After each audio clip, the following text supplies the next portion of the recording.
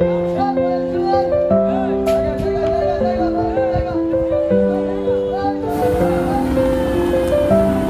ভ্রমণ করি জানতে, আমি ভ্রমণ করি মনের ক্ষুধা মেটাতে। আমি শুধু তাকাই না, গভীরভাবে দেখার চেষ্টা করি। আমি শুধু নিজেই দেখি না, আপনাদেরকেও দেখাই।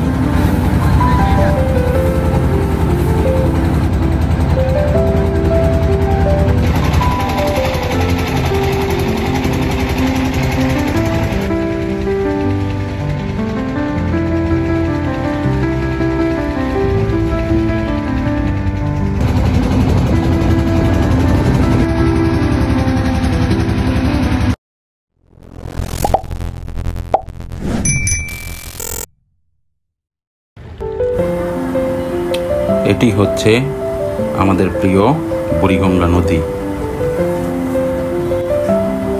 বুড়িগঙ্গা নদীর ইতিহাস বেশ প্রাচীন এবং এই নদীটি ঢাকা শহরের জন্য খুবই গুরুত্বপূর্ণ। এটি একসময় গঙ্গা নদীর একটি শাখা ছিল, যা পরবর্তীতে ধলেশ্বরী নদীর সাথে মিলিত হয়ে বঙ্গোপসাগরে পতিত হতো।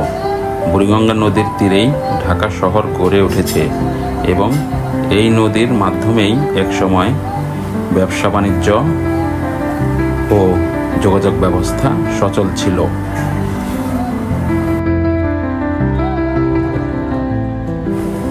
নিমন্ত্রণ সবাইকে আজকের নতুন ভিডিওতে, নতুন গন্তব্যের জায়গায়।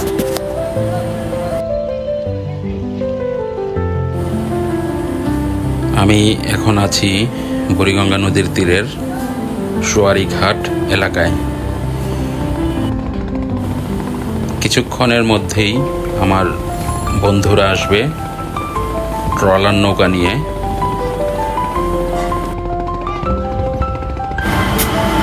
আজকের বারটা শুক্রবার, তাই সবাই মিলে একটু ঘুরতে যাব, এটাই প্ল্যান করলাম। আমরা আজকে যাচ্ছি বুড়িগঙ্গা নদীর পশ্চিম পার্শ্বে অনেকটা মোহাম্মদপুর ব্রিজের কাছাকাছি। এই যে ওরা এসে পড়েছে সবাই, এর মধ্যে আছে আমাদের সেই মজিবর ভাই, আমাদের বন্ধু টুকু, কবির, রাজ্জাক, জাহাঙ্গীর, মোশাররফ, জুয়েল এবং একেবারে পেছনে আছে আমাদের মাঝি ভাই। আজকের বিকেলটা ঘোরার জন্য একেবারে উপযুক্ত ছিল। আজকে সারাদিনই বৃষ্টি হয়েছে, কিন্তু এখন আকাশে মেঘ থাকলেও বৃষ্টি নেই, তো সেই কারণে রোদের তাপটাও নেই। আমাদের ঘোরাটা খুব আরামদায়ক হলো আজকে।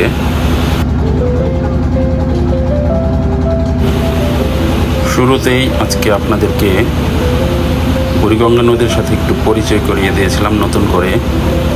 তো বুড়িগঙ্গা নদীর সম্পর্কে এখন আপনাদের সাথে আরও কিছু কথা বলতে চাই।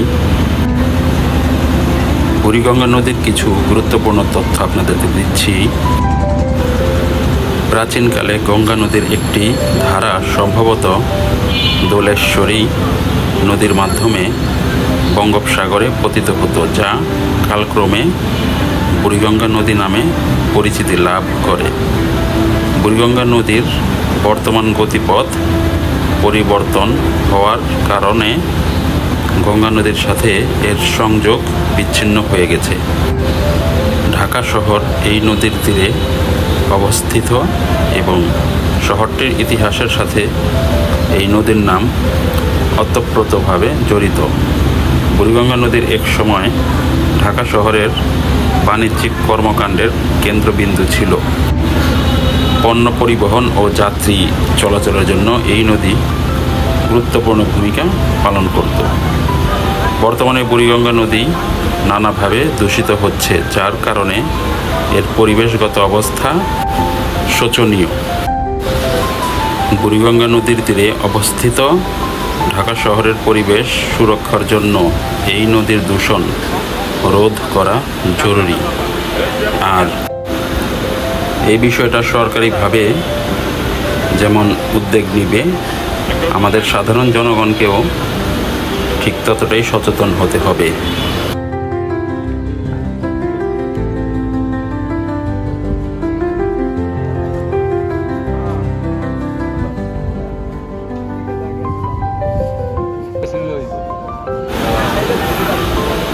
আমরা এখন খোলামরা ঘাটে নেমেছি। এখান থেকে আমাদের খাবারের জন্য কিছু কেনাকাটা করব। তো যাই হোক, এখানে আস্তে আস্তে মনে হচ্ছিল পাশেই কেউ গান বাজনা করছে, তাই মনে হলো একটু দেখে নেই।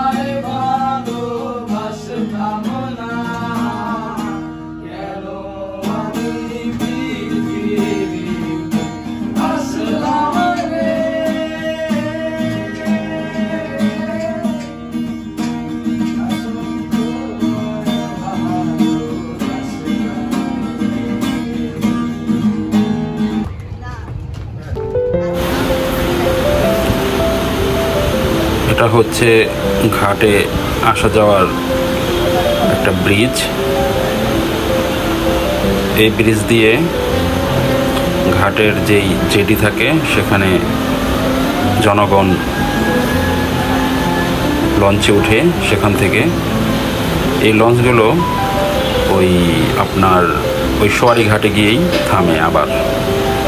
তো এটা হচ্ছে সেই খোলামরা বাজার।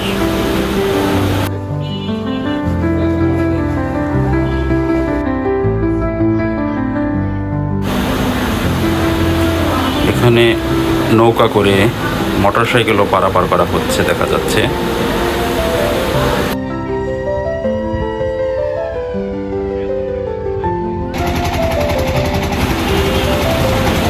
আমরা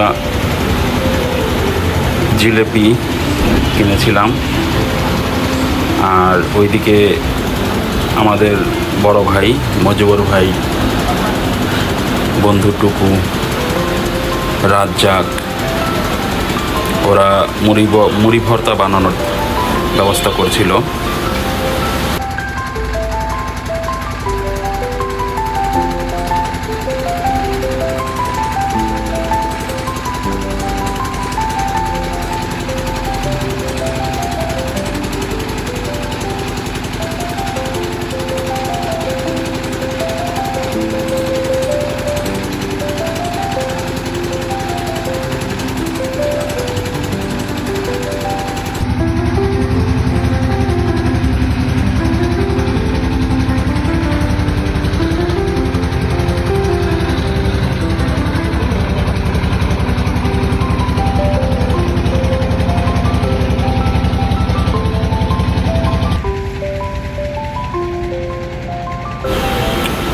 বর্ষাকাল হওয়াতে নদীর পানিগুলো যেমন টলমল করছিল, ঠিক সেই সাথে গাছের পাতাগুলো অনেকটা গাঢ় সবুজ রং ধারণ করেছে।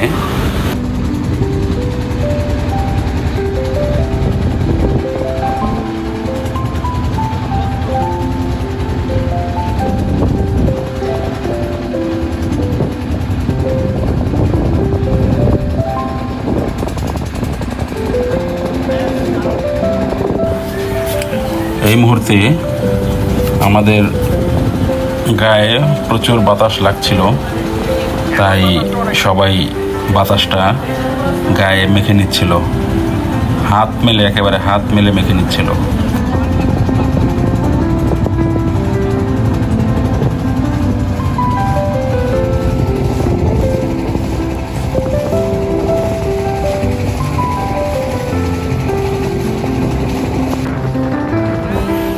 এই বৈদ্যুতিক কেবলের মাধ্যমে নদীর এপার থেকে ওপার বিদ্যুৎ সংযোগ দেওয়া হয়েছে।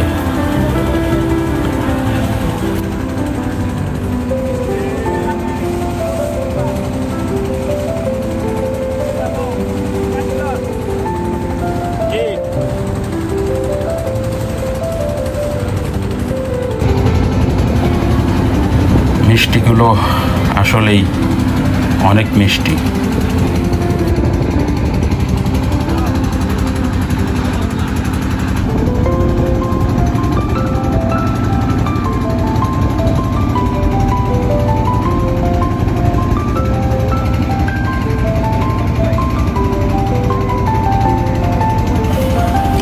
আজকে মনে হচ্ছে একটু বেশি কথা বলে ফেলেছি। আমি সচরাচর এত কথা বলি না। এখানে কি হচ্ছিল, সম্ভবত মাছ ধরছিল আর কি, এটাই হবে।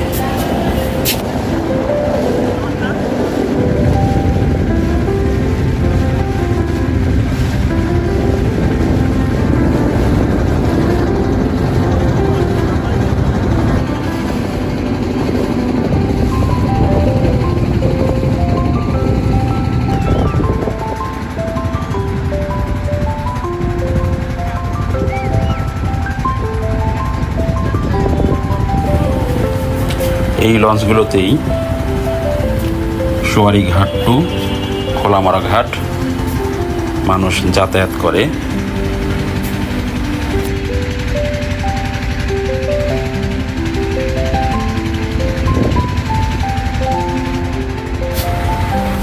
চলে আসলাম আবার সেই ইট পাথরের শহরে, আবার কর্মব্যস্ত শহরে।